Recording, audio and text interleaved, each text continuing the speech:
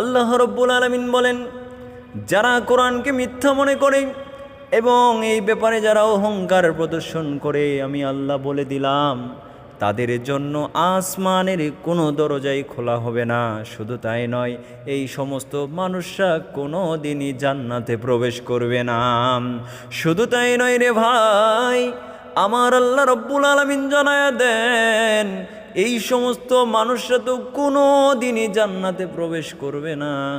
শুধু তাই নয়, কত কঠিন হুঁশিয়ারি দিয়ে আমার আল্লাহ তাআলা এক্সাম্পল দিয়েছেন, উদাহরণ দিয়েছেন। হাত্তা ইয়ালিজাল জামালু ফি সাম্মিল খিয়াত, আল্লাহ তাআলা জানায় দিলেন, সূচের ছিদ্র পথে যেমন উট প্রবেশ অসম্ভব, ঠিক তেমনিভাবে এই নাফরমান বেঈমানগুলো আল্লাহর জান্নাতে যাওয়াও অসম্ভব। এরা কোনো দিনই আল্লাহর জান্নাতে প্রবেশ করবে না।